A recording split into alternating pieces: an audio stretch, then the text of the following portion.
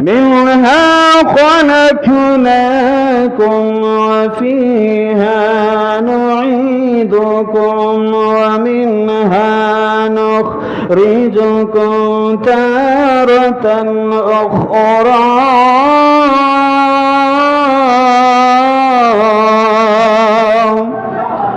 আবার আল্লাহ রাব্বুল আলামিন বলেন দুনিয়ার মানুষ মিনহা খলাকনাকুম ওয়া ফিহা নুঈদুকুম ওয়া মিনহা নুখরিজুকুম তারাতান উখরা। এরে দুনিয়ার মানুষ, আমি আল্লাহ তোমাদেরকে ইহা ওই মাটি থেকে আমি আল্লাহ সৃজন করলাম, আবার ওই মাটির মধ্যে তোমরা পুনরায় চলে যাইতে হবে, অর্থাৎ অন্ধকার কবরের মধ্যে চলে যাইতে হবে রে বাবা। আবার ওই মাটি থেকে অন্ধকার কবর থেকে যার যার 3.5 হাত কবর দেখে আবার পুনরায় কিয়ামতের ময়দানে উলঙ্গ অবস্থায় দাঁড়াইতে হবে। কথা বলেন ঠিক কিনা? যার যার কবর থেকে উলঙ্গ অবস্থায় কিয়ামতের ময়দানে দাঁড়াইতে হবে। আম্মা জান আয়েশা সিদ্দিকা রাদিয়াল্লাহু তাআলা আনহা ডাক দিয়ে বলে, ইয়া রাসূলুল্লাহ, ইয়া হাবিবাল্লাহ, নবী গো, ওগো মায়ের নবী, আপনি বললেন যার যার কবর থেকে উলঙ্গ অবস্থায় নারী পুরুষ কিয়ামতের ময়দানে দাঁড়াবে। ইয়া রাসূলুল্লাহ, ইয়া হাবিবাল্লাহ, বাবার সামনে ছেলে, মেয়ের সামনে মা কিভাবে দাঁড়াইবে গো নবী? ইয়া রাসূলুল্লাহ, ইয়া হাবিবাল্লাহ, নবী গো, এটা তো লজ্জাজনক বিষয়, এটা কিভাবে সম্ভব? আমার নবী ডাক দিয়া বলেন, আয়েশা রে, ও আয়েশা, যারা উলঙ্গ অবস্থায় কিয়ামতের ময়দানে দাঁড়াবে তাদের মাথার আদাত উপরে সূর্যটা চলে আসবে। ওই সূর্যের তাপে মাথার মগজগুলো টলমল টলমল করবে। ওই সূর্যের তাপে শরীরের গাম বাইয়া জমে কিয়ামতের দিন সাঁতার হয়ে যাবে, সাঁতার কাটতে থাকবে। কেউ আঁটু পানিতে সাঁতার কাটবে, কেউ গিরা পানিতে সাঁতার কাটবে, কেউ কোমর পানির মধ্যে সাঁতার কাটবে। তার সেই কিয়ামতের ময়দান নফসি নফসি সবাই বলবে, কিন্তু একজন আরেকজনের লজ্জাস্থানের দিকে তাকাইবার কোনো সুযোগ পাবে না। কথা বলেন ঠিক কিনা?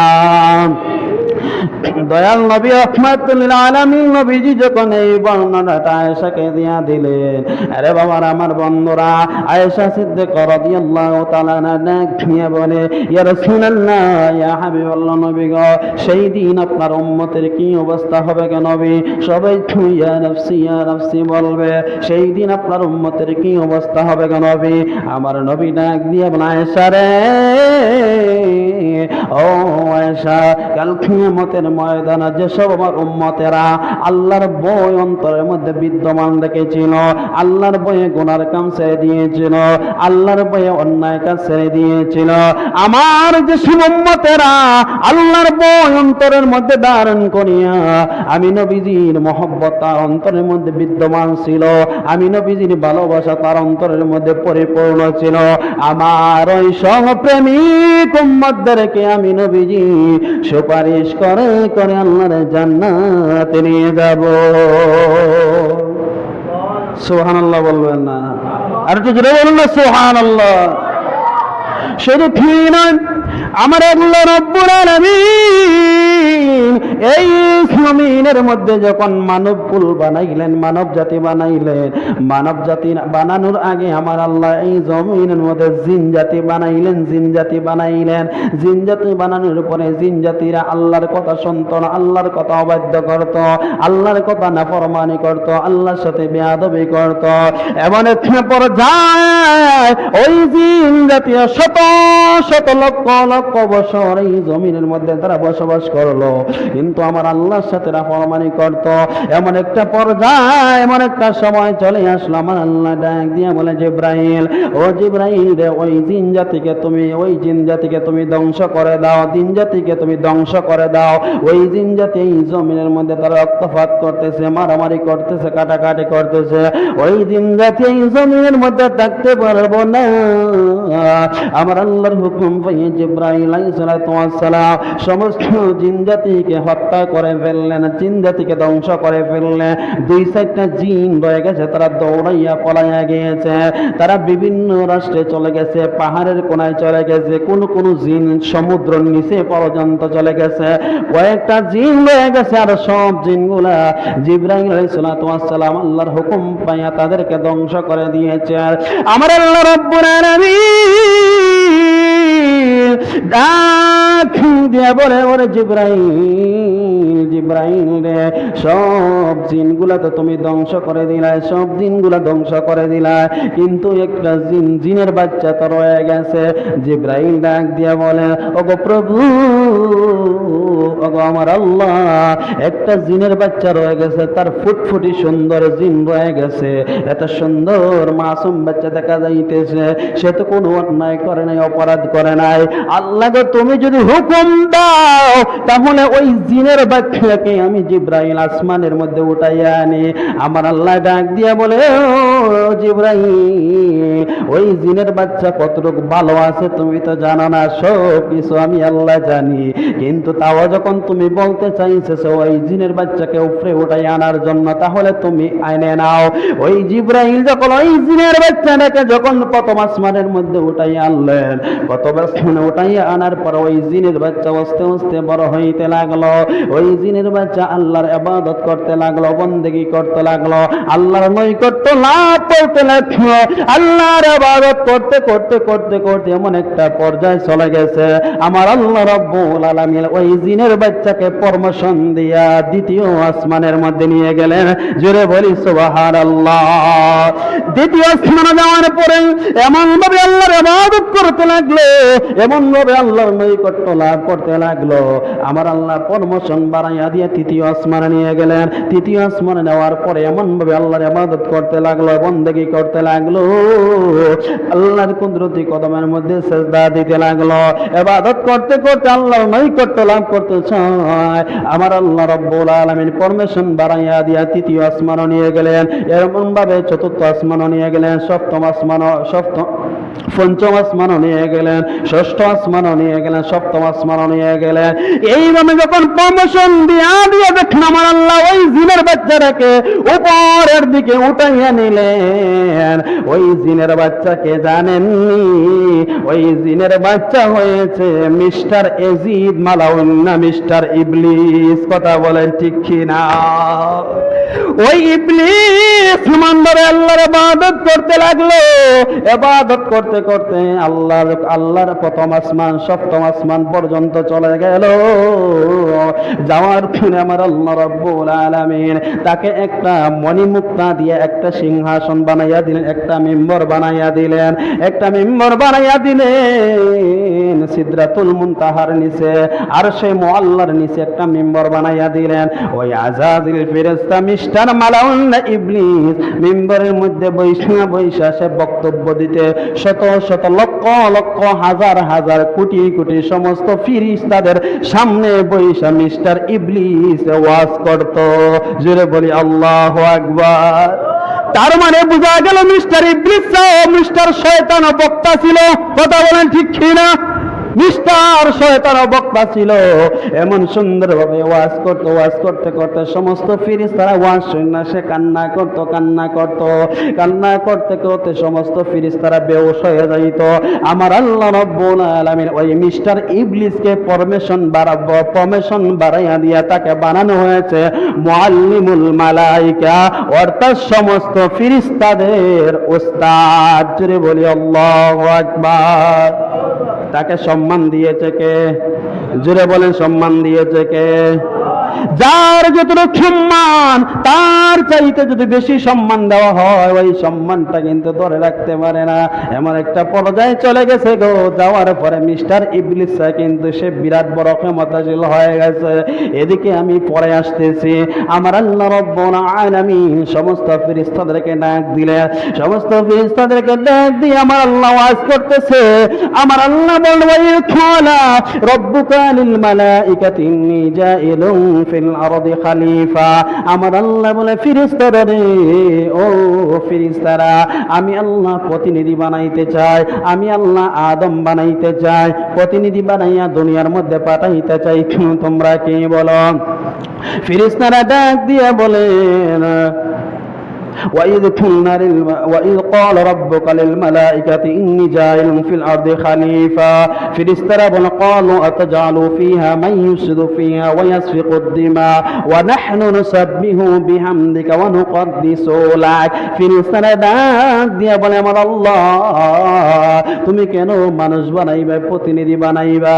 প্রতিনিধি বানাইলে তো তারা তো যাইয়া কোনো ইবাদত করবে না, বন্দেগী করবে না। তোমার শান গাওয়ার জন্য আমরা ফেরেশতা আছি, তোমার মান গাওয়ার জন্য, তোমার গুণমান শান গাওয়ার জন্য আমরা ফেরেশতা আছি, তোমার শুকরিয়া আদায় করার জন্য আমরা ফেরেশতা আছি, তোমাকে সিজদা করার জন্য আমরা ফেরেশতা আছি। আল্লাহ, ও আল্লাহ, তুমি যদি প্রতিনিধি বানাও, প্রতিনিধি দুনিয়ায় পাঠাইলে তারা আমল করবে না, ইবাদত করবে না। ওই যে জিন জাতি পাঠাইছে জমিনের মধ্যে, তারা যাইয়া তোমার গোলামি করে না, ইবাদত করে নাই, তুমি আল্লাহর সাথে নাফরমানি করেছে, জমিনের মধ্যে রক্তপাত করেছে, কোনাকুনি করেছে, মারামারি করেছে। আল্লাহ, তুমি যদি এখন প্রতিনিধি বানাও, বানাইয়া দুনিয়ায় পাঠাও, তারাও যাইয়া তোমার ইবাদত করবে না। আল্লাহ, তোমার গোলামি করার জন্য, তোমার শুকরিয়া আদায় করার জন্য আমরা ফেরেশতারাই যথেষ্ট। আমার আল্লাহ জবাব দিলেন, ক্বালা ইন্নী আ'লামু মা লা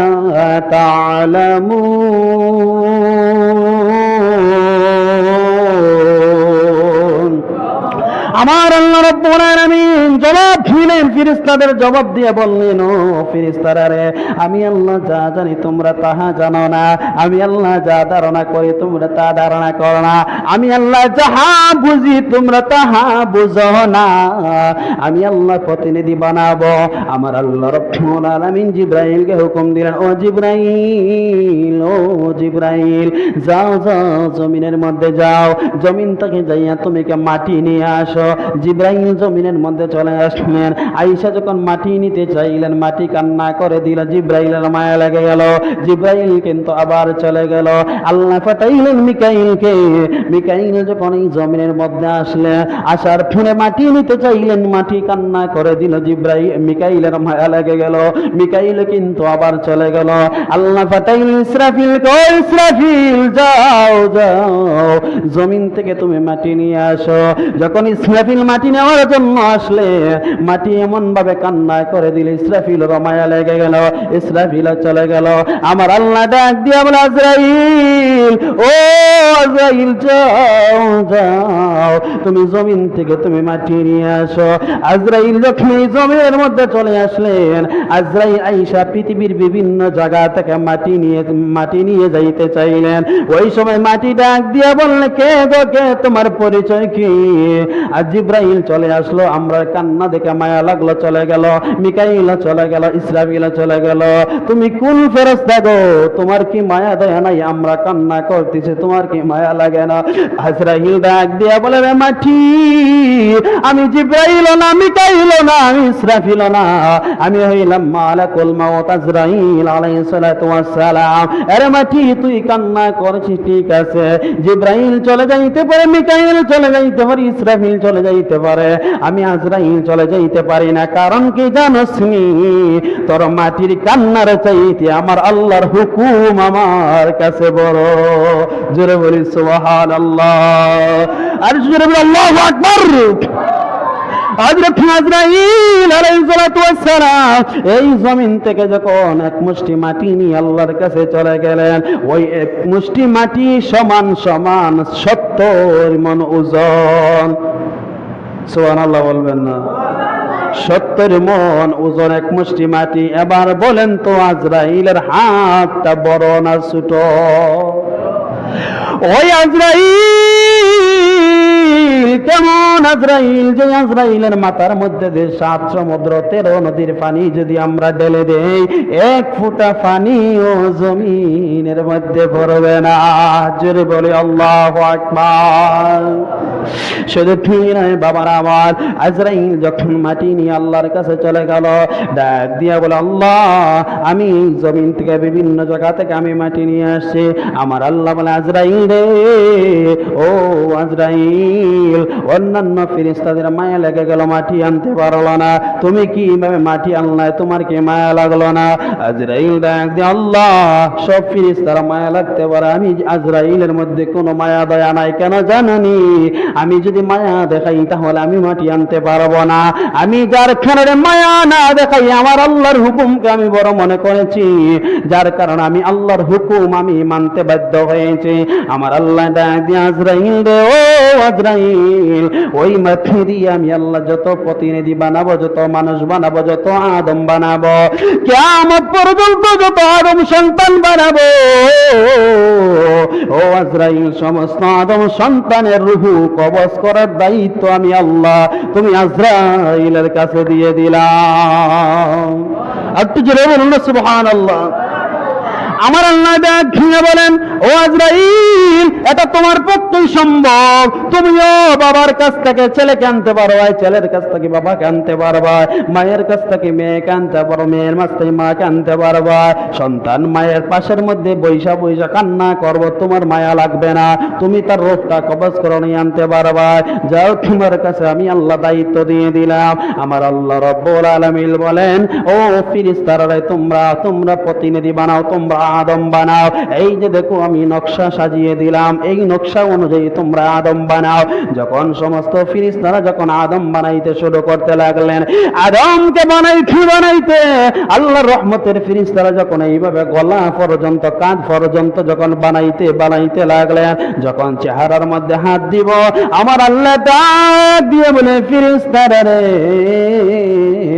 ও ফেরেশতারা, তোমাকে বটি বানানোর দায়িত্ব দিয়েছি, দেহ বানানোর দায়িত্ব দিয়েছি, তার চেহারা বানানোর দায়িত্ব তোমরা ফেরেশতার কাছে আমি আল্লাহ দিব না। কেন জানোনি? খালাকতু বিয়াদাইয়া ফি আই সূরাতিন মা শাআ রাকাবাক। আমি আল্লাহ যেমন ভাবে ইচ্ছা করব, আমি আল্লাহ সেইভাবে সুন্দর করে আমি আল্লাহ চেহারা বানাবো। জোরে বলি সুবহানাল্লাহ। আরে বাবা, তাকাইয়া দেখেন আমার আল্লাহ কত বড় কারিগর। আমার আল্লাহ কিভাবে মানুষের চেহারাটাকে বানাইছে দেখেন। একটা মানুষের চেহারার সাথে আর একটা মানুষের কিন্তু মিল খায় না। যদি দুনিয়ার কোনো মানুষ যদি এইভাবে বটি তৈরি করতো, তাহলে অবশ্যই কোনো না কোনো বটির সাথে দেহর সাথে মিল খাইতো। আমার আল্লাহ জানাইয়া দে, দুনিয়ার মানুষ, ও দুনিয়ার মানুষ, আমি আল্লাহ এমন কারিগর, আমি আল্লাহ যেমন ভাবে খেয়েছি, আমি আল্লাহ ঠিক তেমন ভাবে আমি আল্লাহ তোমাদেরকে বানিয়েছি। জোরে বলি সুবহানাল্লাহ। এজন্য রে বাবা, আমার আল্লাহ রাব্বুল আলামিন বললে, বান্দা খালাকতু বিয়াদাইয়া, তোমাকে পছন্দ করিয়া বানাইছি রে বান্দা। এই কপালটাই চেহারাটাকে সুন্দর করে বানাইছি, ওই কপালটা আমি আল্লাহর কুদরতি কদমের মধ্যে টেকাইয়া দে, ওই কপালটা আমি আল্লাহর কুদরতি পায়ের মধ্যে লাগাইয়া দে রে বান্দা। এ বান্দা, তুই যত অপরাধ করিস না কেন, গুনাহ করিস না কেন, জুলুম করিস না কেন রে বান্দা, তোর চেহারাটা যদি আমি আল্লাহর কুদরতি কদমের মধ্যে সেজদার মধ্যে পড়ে যায়, সেজদা দিতে দেরি হবে রে বান্দা, আমি আল্লাহ তোকে মাফ করতে দেরি করব না। জোরে বলি সুবহানাল্লাহ। এজন্য রে বাবা, আল্লাহ পছন্দ করে আমাদেরকে বানিয়েছে। বান্দা যদি জাহান্নামী হয়ে যায়, বান্দার বটিটা জাহান্নামের আগুনে জ্বালাইবে, কিন্তু তার ওই চেহারাটাকে জাহান্নামের আগুন দিয়ে জ্বালাবে না। অন্য প্রাণীর চেহারা লাগাই আমার আল্লাহ জাহান্নামের আগুন দিয়ে জ্বালাইবে। কেন জানুনি? কারণ আমার আল্লাহর পছন্দ করিয়া বানাইছে জাহান্নামের আগুনে তার চেহারাটা জ্বলুক, এটা আমার আল্লাহ সহ্য করতে পারে না। কথা বলেন ঠিক কিনা? এজন্য বাবার আমার, বন্ধুরা আমার আল্লাহ রাব্বুল আলামিন যখন আদম বানাইলেন, আদম বানানোর পরে যখন তার ভিতরের মধ্যে যখন রূহটা দিয়ে দিলেন, রূহ কিন্তু ভিতরের মধ্যে প্রবেশ করে না, বের হয়ে চলে আসে। দ্বিতীয়বার যখন রূহ দিলেন, প্রবেশ করে না, ভিতরের মধ্যে থাকে না, আবার বের হয়ে আসে।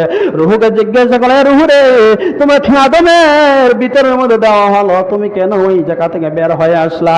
ওই রূহ ডাক দিয়ে বলে, আল্লাহ, এমন একজন ব্যক্তির ভিতরের মধ্যে, এমন একটা জায়গার মধ্যে আমাকে প্রবেশ করাইছো যেই জায়গার মধ্যে থাকা সম্ভব না, কারণ ওই জায়গার মধ্যে শুধু অন্ধকার আর অন্ধকার। এই অন্ধকারের মধ্যে আমি রূহ থাকতে পারবো না। জোরে বলি আল্লাহু আকবার। একটু জোরে বলি আল্লাহু আকবার। ওই রূহ যখন দ্বিতীয়বার প্রবেশ করলেন, বের হয়ে আসলেন, আমার আল্লাহ রাব্বুল আলামিন যখন তৃতীয়বার যখন রূহটাকে দিলেন, আমার আল্লাহ বলে, রূহ রে, তুমি অন্ধকারের মধ্যে থাকতে পারো না, তুমি থাকার জন্য আমি আল্লাহ ব্যবস্থা করে দিয়েছি।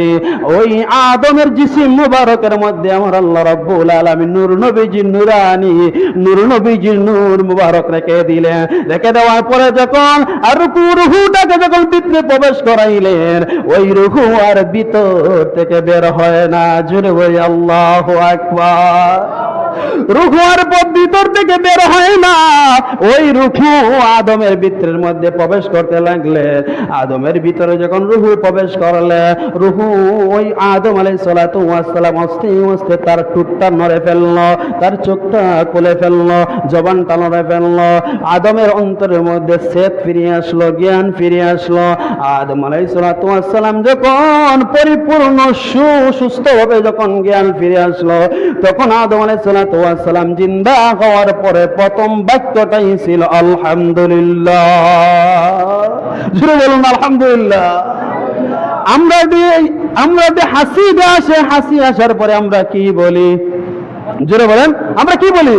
আলহামদুলিল্লাহ বলি। ওই আলহামদুলিল্লাহ বাক্যটাই ছিল আপনি আমার সকলের আদি পিতা আদম আলাইহিস সালাতু ওয়াস সালামের প্রথম বাক্য। জোরে বলি আল্লাহু আকবার। আদম আলাইহিস সালাতু ওয়াস সালাম যখন আলহামদুলিল্লাহ বললেন, আলহামদুলিল্লাহ বলার পরে আদম নবী ডাক দিয়ে, আল্লাহ, ও আল্লাহ, আমার চতুর্পাশে এত ফেরেশতা দেখা যাইতেছে, তারা ওখানের মধ্যে কি করতেছে? আমার আল্লাহ ডাক দিয়ে বলে, আদম, ও আদম, তোমার সামনে যে সমস্ত ফেরেশতারা দেখতেছ, তোমার ফিটের মধ্যে আমার কামলিওয়ালা রাহমাতুল লিল আলামিন নবী নূর মুবারক, ওই নূর মুবারককে সমস্ত ফেরেশতারা তারা সালাতু সালাম জানাইতেছে। আদম ডাক দিয়ে, আল্লাহ, ও আল্লাহ, আমি তো দেখতে পাই না, আমাকে দেখার সুযোগটা করে দাও। আল্লাহ তাআলা দেখো ফেরেশতারা রে, ওই নূর মুবারকটা আদমের কপালের মধ্যে এনে দাও। আদমের কপালের মধ্যে এনে দেওয়া হলো। আদম ডাক দিয়ে, আল্লাহ, আমার কপালের মধ্যে আছে কিন্তু আমি তো দেখতে পাই না। আমার আল্লাহ দিয়ে বলে, আদম, তোমার হাতের দুইটা হাতের বৃদ্ধা আঙ্গুল তুমি এইভাবে রাখো। আদম নবীর দুইটা বৃদ্ধা আঙ্গুলটা যখন এইভাবে রাখলে, আদম নবীর দুইটা বৃদ্ধা আঙ্গুল নখটাকে আমার আল্লাহ তাআলা আয়না বানাইয়া দিল। ওই আয়না দেখার সাই আয়নার মধ্যে দেখতে পাই আদমের কপালের মধ্যে নবীজি নূর মুবারক। জোরে বলি সুবহানাল্লাহ। আদম আলাইহিস সালাম এই নূর মুবারকটা দেখলেন, দেখার সাথে সাথে আদম নবী ওই নূর মুবারকটা দেখে আদম নবী আঙ্গুলের মধ্যে চুম্বন দিলেন। চুম্বন দিয়া চোখের মধ্যে মালিশ করলেন। জোরে বলি সুবহানাল্লাহ। আমার নবী কামলিওয়ালা রাহমাতুল লিল আলামিন নবী যখন আদমের এই বর্ণনাটা যখন সাহাবায়ে কেরামদের সামনে পৌঁছাইয়া দিলেন, সাহাবায়ে কেরামদের সামনে যখন পেশ করতে লাগলেন, সাহাবায়ে কেরাম এই কথা শোনার পরে তখন নবীজির মসজিদের মধ্যে, মসজিদে নববীর মধ্যে আযান হয়ে গেল। আযান হওয়ার সাথে সাথে মসজিদের মাইকের মধ্যে মুয়াজ্জিন বলছে, আশহাদু আন্না মুহাম্মাদুর রাসূলুল্লাহ। এই কথা শোনা মাত্র হযরত সিদ্দিক আকবর রাদিয়াল্লাহু তাআলা আনহু নবীজির নাম মুবারক শোনা মাত্র সাল্লাল্লাহু আলাইকা ইয়া রাসূলুল্লাহ বইলা তানের চোখের মধ্যে মালিশ করতেছে। আমার নবী ডাক দিয়ে বলে, আবু বকর, ও আবু বকর, তুমি এটা কি করতেছো আবু বকর? আবু বকর ডাক দিয়ে বলে, রাসূলুল্লাহ, আপনার নূর মুবারক দিকে যদি আদম নবী যদি তার চোখের মধ্যে আঙ্গুলের মধ্যে চুম্বন দিয়ে চোখ মালিশ করতে পারে, আমরা তো সেই মুবারক দেখতে পাই নাই, আমরা তো আপনি নবীজির নাম মুবারক দেখতে পাই। আপনি নবীজির নাম মুবারক যখন আযানের মধ্যে আমরা শুনি না, আমি মহব্বতের খাতিরে আমি চোখের মধ্যে মালিশ করে দিলাম। জোরে বলি সুবহানাল্লাহ।